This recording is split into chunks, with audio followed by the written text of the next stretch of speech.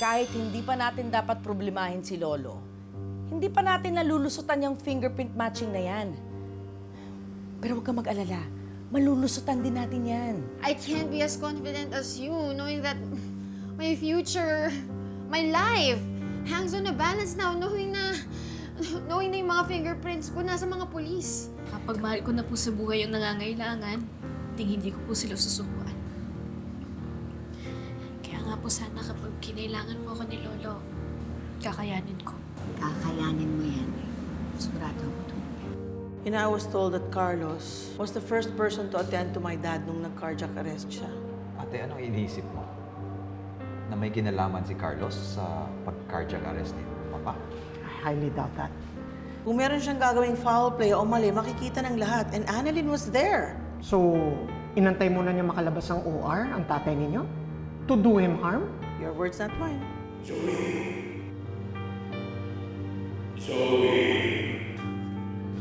Lolo? Okay ka lang? Annalyn? Ginaya mo yung boss si Lola Pepe? Bakit mo ginawa yun, ha? Ha? Bakit mo ginawa yun? Kinatakap mo ako? Zoe! Ha? Bakit mo ginagaya yung boss si Lola Pepe, ha? Zoe!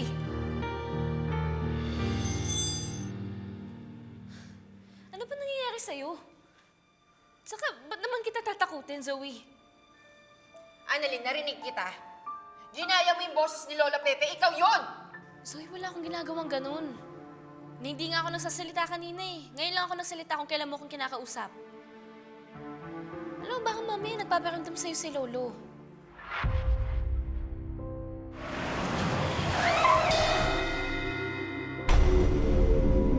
Makakapatay ka ng tao! Mabihirap!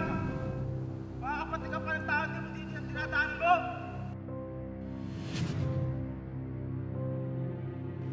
Alam mo, may nabasa akong literature eh tungkol sa mga taong nasa ICU na... Huwag mo sabihin yan. Huwag mo sabihin yan, hindi nagpaparamdam sa akin si Lola Pepe. Zoe, hindi naman masama yun eh. Ang totoo nga nun, kung yun talaga yung nangyari, ang swerte mo eh. Kasi mahal ka ni Lolo. Baka ibig sabihin nun, meron siyang message na gustong parating sa'yo.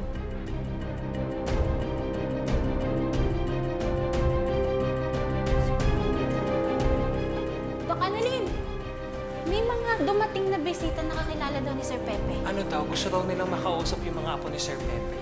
Ah, sige. Annalyn, ha? Sinasabi ko sa'yo, tigil-tigilan mo yung pananakot sa akin, ha? Hindi ka nakakatawa.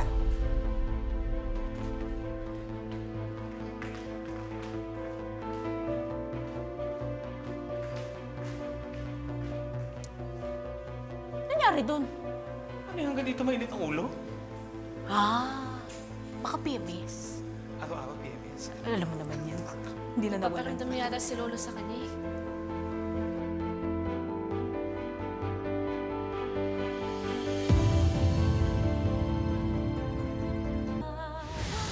Lolo!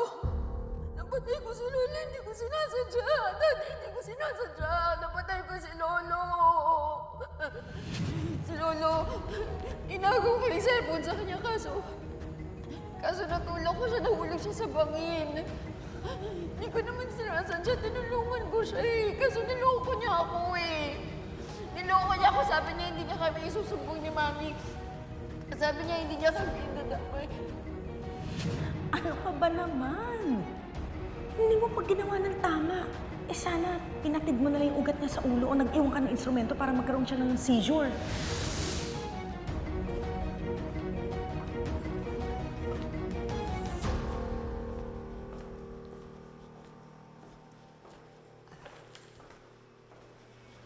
Carlos, Oh, Lynette. anong pinag-usapan niyo ni Ma'am Giselle?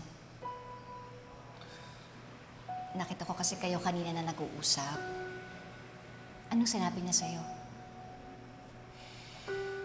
Doon ako sa hindi na sinabi. Bakit? Lynette, parang wala siyang tiwala sa akin. Parang may ginawa akong mali kung kaya nasa ICU pa ang tatay nila.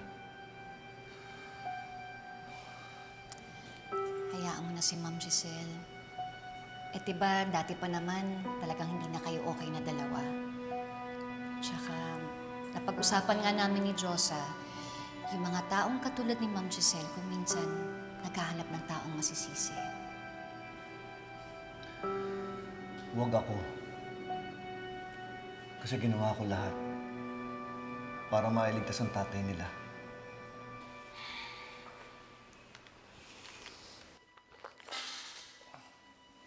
Bakit, Lynette?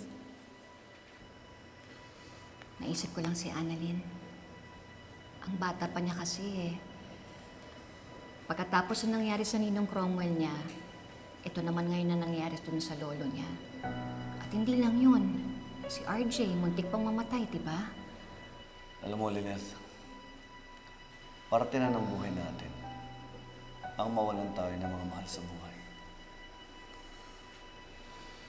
Alam ko. Pero kasi iba yung sitwasyon ni Annalyn. Kasi doktor siya eh. Meron siyang kakayahan na magligtas ng buhay ng mga tao. At yun yung hindi niya nagawa sa Ninong Cromwell niya. Tapos ngayon, iniisip niya na baka hindi rin niya magawa yun sa lolo niya.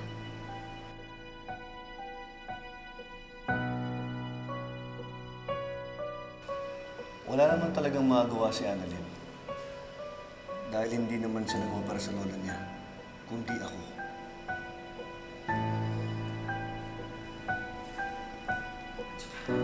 Tsaka sabi ko nga, na-experience ni Annalyn na mawala ng mahal sa buhay. Hindi ko man sinasabing nasanay o i-expect niya mamatay ni lolo niya. Pero, parte ng pagiging doktor niya yun. Lalo na ang mga surgeons nang mamatay ng pasyente. Dahil hindi kami Diyos para mailigtas namin ng lahat ng pasyente namin.